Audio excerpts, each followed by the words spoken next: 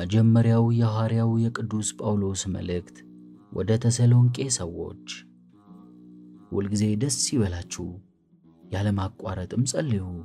ስለ ሥራው ሁሉ እግዚአብሔርን አመስግኑት። ስለ እናንተ የእግዚአብሔር ፈቃዱ በኢየሱስ ክርስቶስ ይህ ነውና። መንፈስን አታጥፉ፣ ትንቢትንም አትናቁ።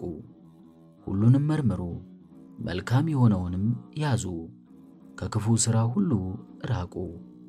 የሰላም አምላክ እግዚአብሔር ፈጽሞ ይቀድሳችሁ፣ ነፍሳችሁን መንፈሳችሁንና ሥጋችሁንም ጌታችን ኢየሱስ ክርስቶስ በሚመጣበት ጊዜ በንጽሕና ይጠብቅ። የጠራችሁ እርሱም ይህን ያደርግላችሁ ዘንድ የታመነ ነው። ወንድሞቻችን ሆይ ጸልዩልን። በተቀደሰ ሰላምታም ወንድሞቻችንን ሁሉ ሰላም በሉ፣ እርስ በርሳችሁም ሰላም ተባባሉ። ይህችን መልእክት ለቅዱሳን ወንድሞቻችን ሁሉ ታነቧት ዘንድ በጌታችን አምላችኋለሁ። የጌታችን የኢየሱስ ክርስቶስ ጸጋ ከእናንተ ጋር ይሁን፣ አሜን። መጀመሪያው የዘብዴዎስ ልጅ የሐዋርያው የቅዱስ ዮሐንስ መልእክት። እናንተስ ከቅዱሱ ያገኛችሁት ቅብዓት አላችሁ፣ ሁሉንም ታውቃላችሁ።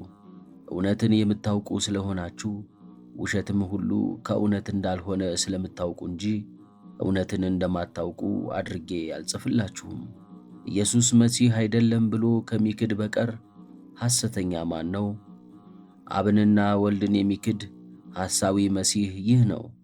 ወልድን የሚክድ ሁሉ አብ እንኳ የለውም፣ በወልድ የሚያምን ግን አብ አለው። እናንተስ ቀድሞ የሰማችሁት ትምህርት በእናንተ ዘንድ ጸንቶ ይኑር።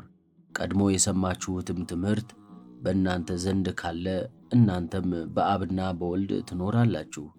እርሱም የሰጠን ይህች ተስፋ ለዘላለም ሕይወት ናት። ስለሚያስቷችሁም ይህንን ጽፌላችኋለሁ። የሐዋርያት ሥራ። መብራት አምጥቶም እየተንቀጠቀጠ ወደ ውስጥ ሄደና ለጳውሎስና ለሲላስ ወድቆ ሰገደ። ወደ ውጭም አውጥቶ ጌቶቼ እድን ዘንድ ምን ላድርግ አላቸው። እነርሱም በጌታችን በኢየሱስ ክርስቶስ እመን፣ አንተና ቤተሰብህም ሁሉ ትድናላችሁ አሉት። የእግዚአብሔርንም ቃል ለእርሱና በቤቱ ላሉት ሁሉ ነገሯቸው። ወዲያውኑም በሌሊት ወስዶ ቁስላቸውን አጠበላቸው። እርሱም በዚያው ጊዜ ከቤተሰቡ ሁሉ ጋር ተጠመቀ። ወደ ቤቱም አግብቶ ማዕድ አቀረበላቸው። በጌታችን ስላመነም እርሱ ከቤተሰቡ ጋር ደስ አለው። የማቴዎስ ወንጌል።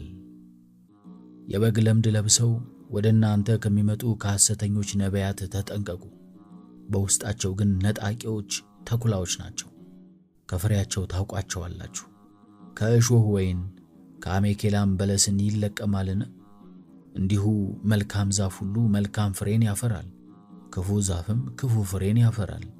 መልካምም ዛፍ ክፉ ፍሬን ማፍራት፣ ክፉ ዛፍም መልካም ፍሬን ማፍራት አይችልም።